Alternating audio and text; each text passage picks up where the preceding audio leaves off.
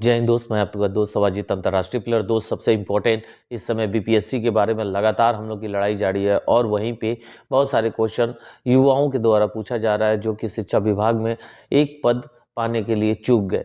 कई ऐसे कारण थे जिसके कारण चूके। दूसरा चीज कि विज्ञापन के आधार पर लगातार चौथी जीत हम लोग की है और उसी के आधार पे आने वाले समय में बीपीएससी टीआरई 2.0 में भी भाषा अहर्ता के साथ जीत देखने को मिलेगी। इसके अलावा जो उर्दू और बांग्ला का पेपर दिए थे उनका पेपर दोबारा होने का भी मसला एकदम सामने आ सकता है, क्योंकि उर्दू और बांग्ला अगर किसी को पढ़ाना है और उसको हिंदी आता हो तो उर्दू और बांग्ला नहीं पढ़ा सकता है। उर्दू पढ़ाने के लिए और बांग्ला पढ़ाने के लिए उर्दू और बांग्ला आना अति आवश्यक है। इसके ही तहत में हम लोग सारी बातों को रखेंगे और सारी बातें जानेंगे कि आखिर आगे क्या हो रहा है और हम लोग की जीत तय है कि नहीं, क्योंकि बहुत सारे ऐसे युवा हैं जिनके मन में अब संदेह बन गया है कि हम लोग बिहार शिक्षक हार चुके हैं। लेकिन हमने 100% आपको कंफर्म बताया था कि बिहार शिक्षक भर्ती हम लोग जीतते हुए हैं और जीत तय है।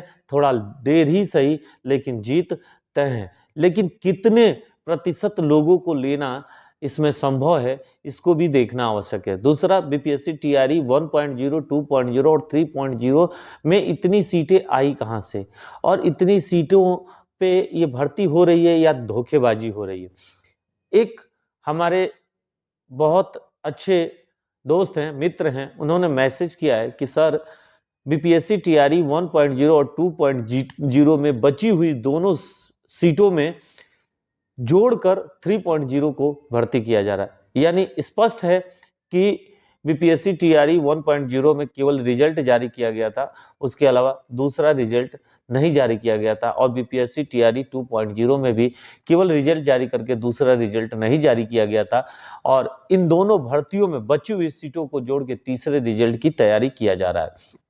तो आप देखिए बिहार में कितनी बड़ी धोखेबाजी और कितनी बड़ी गलत कार्य को किया जा रहा है। जहां पे भारत के प्रधानमंत्री देश को बढ़ाने का नारा दे रहे हैं, शिक्षा को बढ़ाने का नारा दे रहे हैं, वहीं पे राज्य के जो मुख्यमंत्री हैं, राज्य के जो नेतृत्व करने वाले नेता हैं, वो शिक्षा के नाम पे शिक्षकों से ही खिलवाड़ कर रहे हैं। तो गांव के युवा, किसान, गरीब के बच्चे कहां से शिक्षा ग्रहण कर पाएंगे, कैसे आगे बढ़ पाएंगे, इस पे भी आप लोग स्पष्ट अपनी बात रखिएगा। बीपीएससी टीआरई 2.0 में भाषा अहर्ता संबंधित एक और फैसला हम लोग के सामने आ चुका है, जो कि शिक्षा विभाग एएनएम द्वारा जारी किया गया है। जो इसमें पूर्व से ही शिक्षक अपनी फाइट कर रहे थे और लंबे समय फाइट होने के बाद हाईकोर्ट ने साफ और स्वच्छ रिजल्ट जारी किया। उससे पहले जो सुनवाई कर शिक्षकों के बारे में सारी बातों को रखा गया, चाहे वो शिक्षा विभाग हो चाहे शिक्षक हो, दोनों के बीच आपसी 4 से 5 बार हेयरिंग हुआ, उसमें सुनवाई हुई और सुनवाई के बाद आज अंततः फाइनली जीत शिक्षकों को दे दी गई है कि भाषा अहर्ता चाहे इस प्रकार की जो कार्य हैं उसमें छेड़खानी करना कानूनन अपराध है। विज्ञापन यदि जारी हो गया और विज्ञापन के विपरीत जाके रिजल्ट जारी कर देना, ये वो युवा जो भर्ती देख रहे हैं उनके साथ छेड़छाड़, उनके साथ बेईमानी होगी और अपने मन पसंदीदा कैंडिडेट को भर्ती करने का इन लोगों का एक रास्ता साफ हो जाएगा। जहां पे प्रधानमंत्री शिक्षा के लिए जोर दे रहे हैं, वहीं पे आज बिहार राज्य में शिक्षकों के साथ धोखेबाजी हो रही है। इससे पहले भी 2014 आरपीएफ भर्ती में भी विज्ञापन के आधार पर भर्ती करनी थी और विज्ञापन के आधार पर भर्ती हुई भी, लेकिन सीटें जो खाली रह गई उन सीटों पे दोबारा रिजल्ट न जारी करके युवाओं को नहीं लिया गया, जिसके तहत सभी लड़कों ने कोर्ट का दरवाजा खटखटाया कि श्रीमान 18,000 अब सीटें हैं और जिसपे इतने सीटों पे भर्ती किया गया और इतनी सीटें खाली रह गई, तो हम योग्य शिक्षक हैं, हम योग्य अभ्यर्थी हैं, तो हमको क्यों नहीं लिया जा रहा है।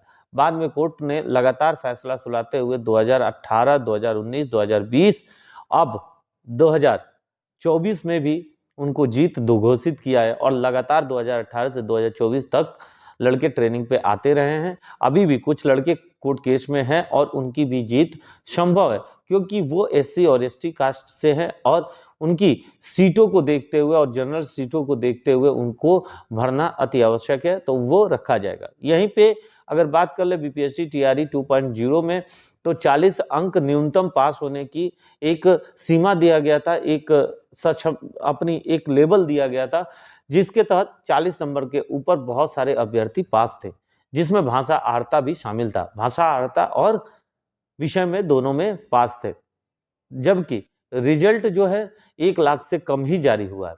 1 लाख से कम ही रिजल्ट जारी हुआ है। टोटल वैकेंसी थी 1,21,000 और जिसमें अभी तक 37,000 के आसपास सीटें खाली जा रही हैं और उन सीटों पे नए युवाओं को चयन करना आवश्यक है, जो 1 नंबर 2 नंबर या 40 अंक से ऊपर है, उनमें चयन होना अति आवश्यक था हर विषय में।